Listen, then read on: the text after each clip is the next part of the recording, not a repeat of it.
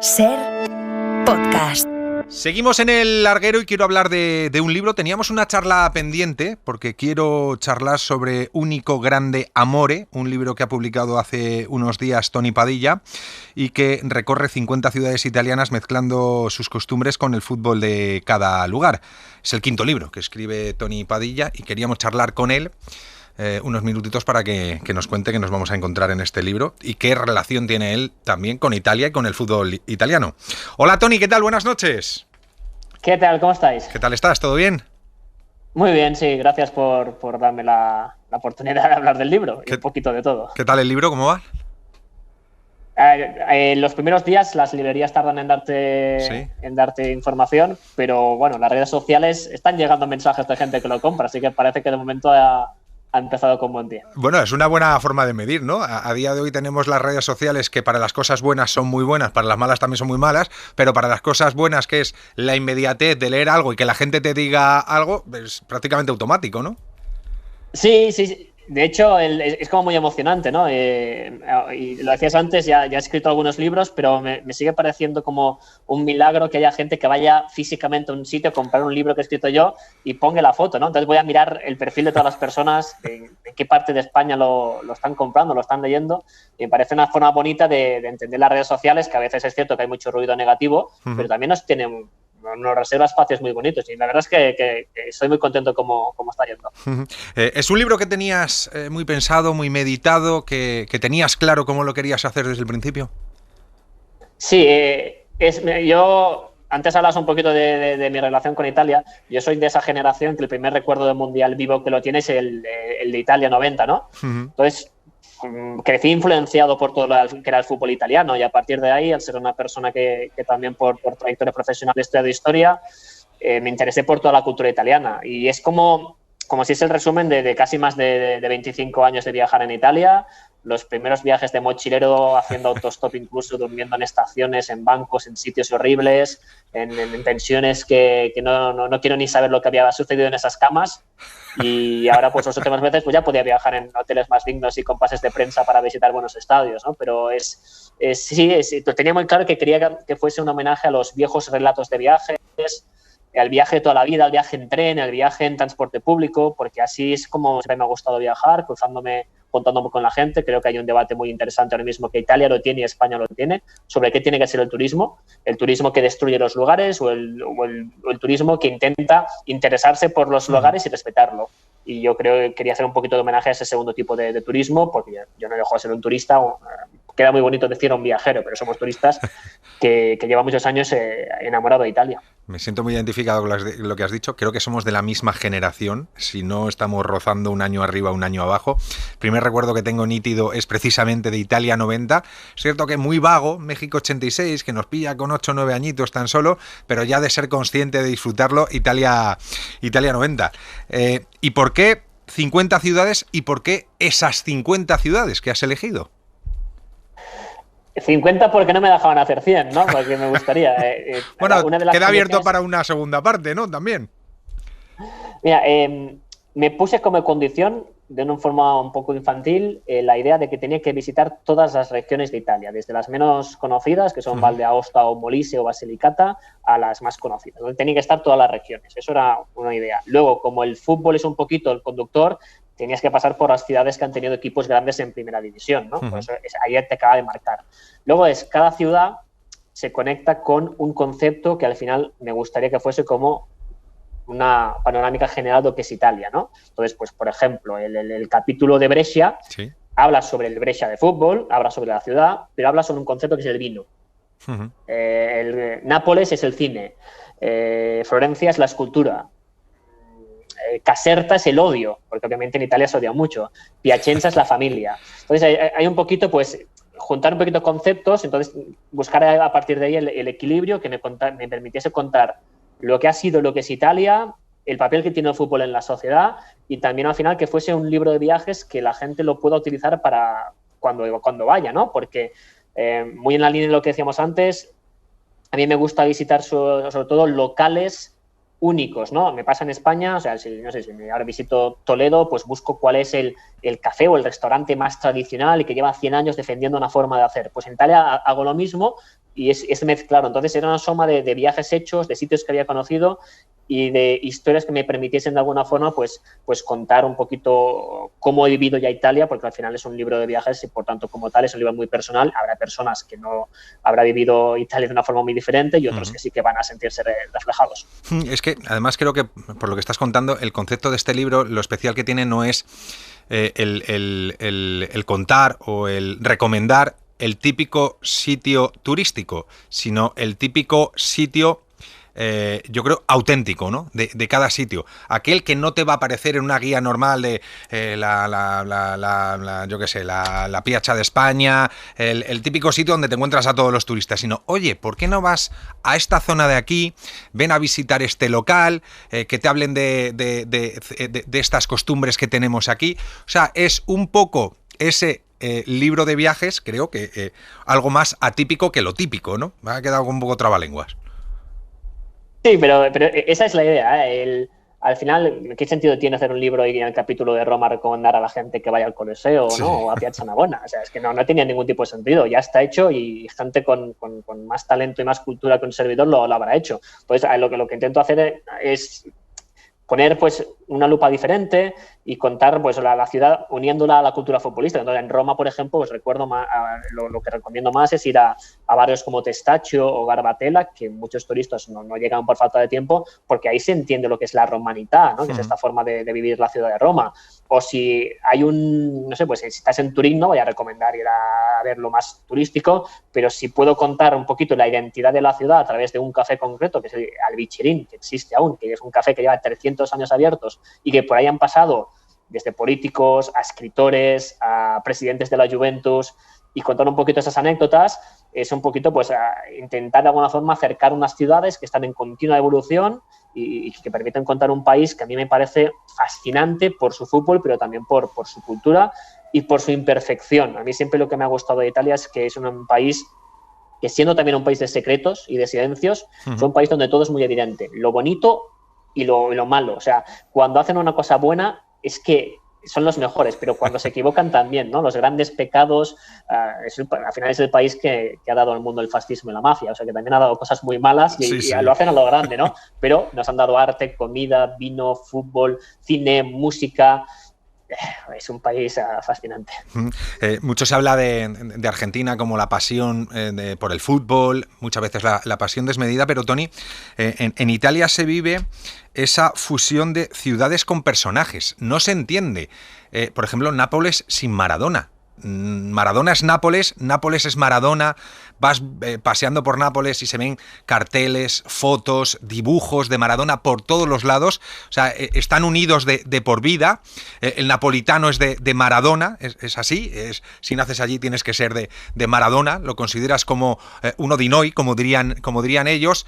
Roma es Francesco Totti. Quiero decir que está muy relacionado el mundo de fútbol y sus personajes con las diferentes ciudades. Y es intentar explicar por qué se da eso, ¿no? Maradona tiene anécdotas muy, muy increíbles, ¿no? Cuando hay un momento que llega y que le empiezan a hablar ya a la gente del sur, les cuenta, mira, fuimos un reino muy importante, una ciudad, mira los monumentos, qué grandes que éramos, y ahora con la unificación italiana mandan los del norte, hemos quedado como nos marginan, entonces tenemos el orgullo herido de la ciudad que sabe que tiene un pasado glorioso desde que era colonia griega, el Imperio Romano, y ahora necesitamos victorias, y como nos hemos convertido un poquito en una ciudad marginal, solamente tú, Maradona, nos puedes dar las victorias. Hay un momento que él, en una cena, se lo comenta a Pino Daniele, que es un cantante maravilloso, que el autor de una de las canciones más bonitas sobre Nápoles, es Nápoles, y Maradona dice, oye, la gente habla muy bien de mí, pero también me dicen que hay uno que se llama Masaniello. ¿Este Masaniello quién es? Y Pino Daniele responde, Masaniello eres tú.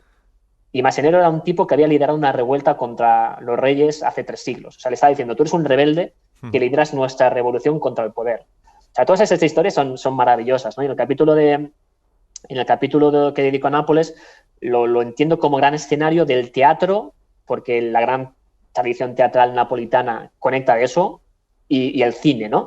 No es casualidad que en los últimos años hemos tenido, yo creo, uno de mis directores favoritos, que es napolitano, que es Paolo Sorrentino, que nos ha dejado quizás una de las mejores películas sobre Roma, que es La Grande Bellezza, pero también Stata la mano de Dio, que es la peli sobre su infancia, en que él cuenta de verdad que lo que significó Maradona para él siendo adolescente en Nápoles. Y Sorrentino tiene una anécdota muy buena también, que es que cuando él gana el Oscar por La Grande Bellezza, Oscar a lo mejor film de lengua extranjera, están en Los Ángeles para subirse al avión de vuelta a Roma, y cuando está subiendo al avión le suena al móvil, un número que no conoce, se pone y le dice: mira, te vamos a pasar a Diego Armando Maradona, que está amigo, que te quiere felicitar.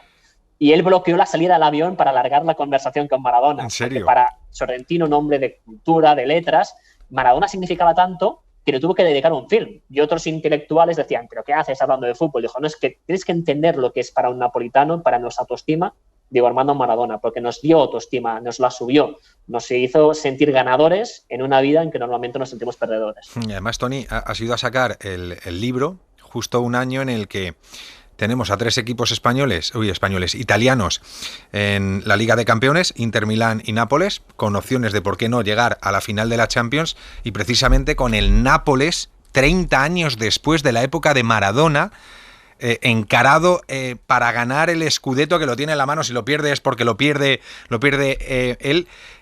Lo que supone esto, ¿no? Para Italia y para Nápoles, porque desde la época de Maradona, joder, se había pasado mucha hambre en Nápoles en todos los sentidos, pero en la futbolística también. Es casualidad, pero es así, ¿eh? Ha coincidido. Sí, de hecho, cuando ideé a publicar el libro, lo hacía un punto como de homenaje, porque como siempre he sido más de perdedores que de ganadores, ahora que Italia se queda fuera de los mundiales y los clubes no ganan nada, es el momento de declararle mi amor a Italia. Y de repente ha coincidido con un año muy bueno a nivel de clubes, que era una cosa inesperada, pero lo comentas muy bien. Hay que recordar que el Nápoles llega a sufrir una bancarrota económica, cae a tercera división, que es donde lo compra Di Laurentiis, que es hijo de una de las mejores familias de productores cinematográficos, lo que decimos que toda la realidad se junta, y a partir de ahí lo acaba subiendo, pero lo pasan muy mal en Nápoles. Pero es que en general el sur lo pasa mal, ¿no? Hay que recordar que hasta 1970 no gana la Liga un equipo que no sea del sur, que la gana el Cagliari Sardo, en una historia también maravillosa, porque hay unas historias relativas a ese título del conjunto sardo, que hasta se cuenta de que bandidos buscados por la justicia se jugaban el pellejo para ir a ver el equipo de Gigi Riva, y les importaba un pimiento si los podían detener, ¿no? Preferían ir a ver al Cagliari jugar y pues, a exponerse a la detención que no a seguir ocultos en las montañas sardas. Hay historias muy bonitas y también claves que yo creo que al final yo creo que en algunas cosas nos parecemos, en otras somos totalmente diferentes, pero a veces hay algunas claves que nos permiten entender también pues, muchas cosas. La influencia del fútbol italiano, la cultura italiana en nuestras vidas es muy importante, y haciendo el libro lo veía, ¿no? Como en ocasiones no podemos entender algunos personajes nuestros, como Jesús Gil, sí, sin entender lo que es Italia, porque Jesús Gil lo que quería ser era Silvio Berlusconi. Hombre, claro. Es que le salió mal a nivel deportivo y a nivel político. Sí. Seguro que también hablas de la Juve. Yo no sé qué imagen hay, Tony, en Italia de la propia Juve. Se ha visto envuelto siempre en temas extraños, ha sufrido sanciones, esta misma temporada 15 puntos por irregularidades financieras. ¿Cómo se ve a la Juve en Italia? La mitad del país la ama y la mitad del país la odia. Mira, el otro día, viendo el partido polémico de Copa Italia contra el Inter, en la celebración del gol de Cuadrado había una foto que se veía todo el gol, y todas las pancartas que habían eran de clubes de fans de la Juve del sur de Italia, sobre todo de la Puglia, de Lecce, de Bari, de Altamura. Mucha gente del sur proyecta en la Juve la idea de un país, de un sueño, de los familiares que emigraron al norte a trabajar en la Fiat. Y el otro país los odia porque consideran que los Agnelli simbolizan un poquito. No es casualidad que el equipo más grande de Italia tenga sede en Turín, y de ahí sea la familia Agnelli, propietarios de la Fiat, porque la Italia actual es una creación de los turineses. La casa real que unifica Italia son los Saboya, piemonteses. Entonces, todo está ligado, y de hecho el segundo capítulo del libro, el primero es Turín, pero ahí hablo más de otras cosas. Pero el segundo capítulo es un viaje que hice a un pueblo muy pequeño cerca de Turín, que es Vilar Perosa, que es donde tienen las raíces los Agnelli. Y contar ya cómo ya desde hace más de 100 años los Agnelli ya se llevaban bien con la monarquía, luego se llevaron bien con el fascismo, luego con la democracia, y cómo ya protagonizaron escándalos. Es más, para la creación de la Fiat hay incluso 2 asesinatos del que se cree que los Agnelli fueron culpables, pero se salieron por rositas. Así que ahora cuando vemos que a los Agnelli los acusan los acusaron de comprar árbitros con el Mochigate o ahora de modificar las cuentas económicas, tú miras la tradición, llevan 150 años los Agnelli jugando al límite del reglamento. Lo han hecho para construir el gigante de la Fiat y lo han hecho para mandar la Juve. Por eso es o amada o odiada, porque simbolizan toda la ambición de Italia, que a nivel empresarial es un gigante, pero también esa dualidad del italiano que en ocasiones entiende que para ganar hay que romper la ley. Mucho se ha hablado, Tony, durante muchas décadas de la importancia y la influencia de la mafia, la camorra, todos esos, digamos, grupos que estaban más dedicados a otro tipo de cuestiones, pero que estaban también de una forma muy ligada con el mundo del fútbol, o por lo menos eso se ha contado siempre, la importancia que tenía, la influencia que tenía incluso, no sé si en partidos, en decisiones, en que este juegue, este no juegue. Realmente, ¿cuánto hay de real en esa influencia directa de la posible, o sea, de la mafia y de la camorra directamente con el fútbol? Hay muchísimo, porque al final el fútbol es un reflejo de la sociedad. Entonces, todos los empresarios se han interesado en el fútbol, desde los del mundo del cine, al mundo como Di Laurentiis, al mundo del petróleo, como los Moratti, los Agnelli, el fútbol, la construcción. Por tanto, si todo el mundo se interesa en el fútbol porque genera pasión y genera dinero, la mafia también se va a interesar. Porque sí, es evidente que tenemos muchos casos, sobre todo a partir de los años 70. A partir de los años 70, que es cuando no tanto en el Nápoles, sino en clubes de zonas cercanas a Nápoles, como el Avellino, por ejemplo, empresarios de la construcción vinculados a una nueva camorra empiezan a llegar a controlar clubes como el Avellino o la Salernitana, y siempre han estado ahí, ¿no? Le dedico un capítulo, lo centro en la ciudad de Crotone, que está en Calabria, porque de ahí es la familia Scully, y hay una historia que, bueno, que me impactó mucho cuando la descubrí, ¿no? Hay un momento que en el Messina, cuando el Messina jugaba en Serie A, el Messina siciliano, tenía 2 jugadores, que eran Gaetano Scully y De Agostino. Los 2 eran de familias calabresas vinculadas a la mafia. Pero la diferencia es que De Agostino era hijo de un pentito, o sea, de los mafiosos que rompen el pacto de silencio y colaboran con las autoridades. Es una familia que se pasa al bien, podemos decir, ¿no? Y por eso este chico, que había estado en la cantera de la Roma, que llegó a jugar a un nivel muy bueno en la Fiorentina, tenía que estuvo años yendo a entrenar con escolta, porque cuando la mafia te persigue, es a ti y a toda la familia. Y en el mismo equipo estaba Scully, que era miembro de una familia de mafiosos que no se habían echado atrás. Y es más, el abuelo de Scully es detenido cuando va a haber un partido de su nieto, y años después este jugador que jugó en la Lazio, en el Genoa a buen nivel, será detenido también por seguir, porque no había roto el vínculo de la familia. Entonces, incluso futbolistas han llegado a ser investigados. Vincenzo Giaquinta, os vais a acordar de él, campeón del mundo con Italia en 2006. Sí. Ha sido procesado y condenado porque tiene familiares vinculados con la mafia, con la 'Ndrangheta, la mafia calabresa, que ahora está considerada que es casi la más poderosa, ¿no? Más incluso que la camorra napolitana o la mafia siciliana. Pues sí que es cierto de que hay. De hecho, uno de los casos que involucra a Agnelli, presidente de la Juve, es que se reunió con un grupo ultra de la Juve que estaba controlado por la mafia calabresa. Y eso obviamente se constituye un delito si se sabe que él sabía que estaba hablando con mafiosos. La mafia siempre ha estado ahí, pero también para entender el nacimiento de la mafia hay que entender lo que decíamos, el nacimiento del Estado italiano. Hay un vacío de poder en el sur, cuando el sur deja de ser el reino de las dos Sicilias borbónico, se unifica Italia y pasará todo a ser mandado por el norte, y hay un vacío de poder que hace que la gente se siente muy desamparada y se creen estructuras alternativas como la mafia, que se hace fuerte a partir del siglo XIX. Otra de las patas de toda esta situación que somos nosotros, los medios de comunicación, la prensa. ¿Cómo es la prensa en Italia? Porque mucho se habla aquí, que se hablan de los árbitros, no de los árbitros. ¿Cómo son en Italia los medios de comunicación? Muy parecidos a los nuestros. Lo que tiene Italia, quizás a diferencia de nosotros, es que como España fue una dictadura hasta el 75, no tuvimos un periodismo libre. Italia es dictadura hasta el 44-45, bueno, tiene más años de democracia. Y eso permitió que tuviesen una generación de periodistas brillantes, que eran casi escritores, que revolucionaron el lenguaje. Hay un capítulo que es la ciudad de Pavía, pero es una excusa para hacer un homenaje a estos periodistas y sobre todo a Gianni Brera, que es un periodista excelso, pero luego estuvo pues, Cándido Canabó, Pablo Condó, han tenido periodistas, pero que convertir una crónica futbolística casi en literatura, en poesía, una maravilla. Pero luego llegó Berlusconi, que creó un modelo televisivo que llegó a España. Berlusconi está en todo, el tío, es tremendo, está en todo, está metido en todo. Para entenderlo todo.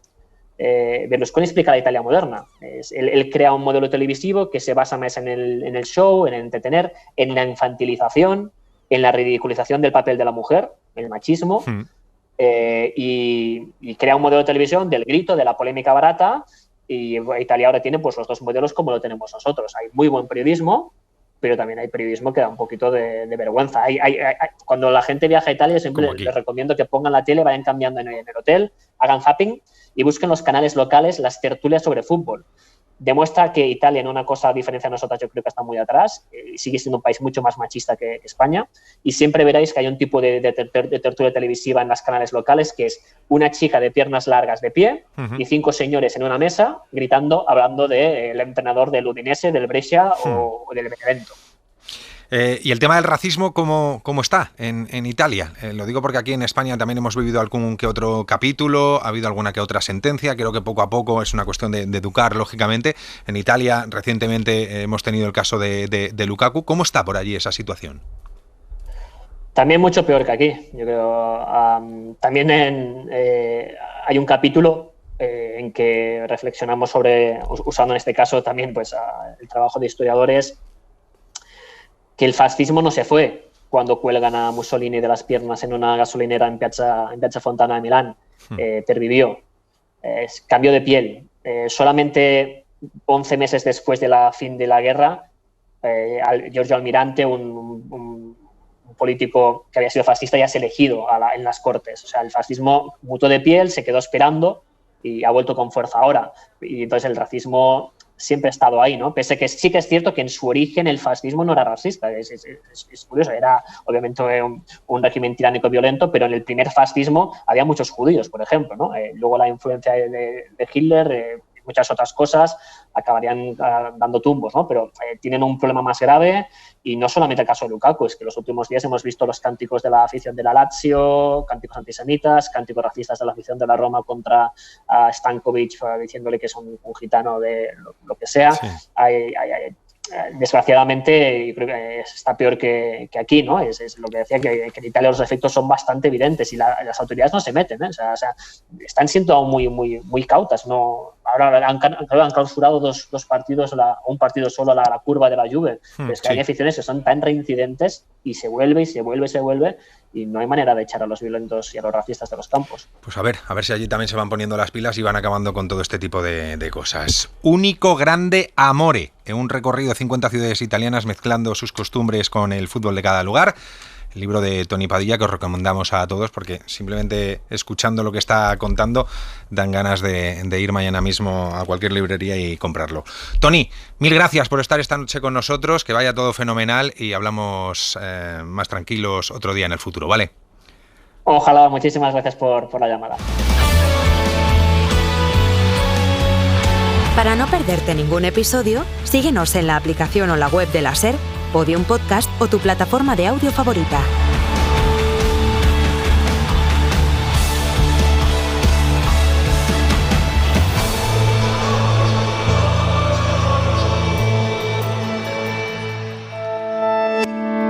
Cadena SER. La radio.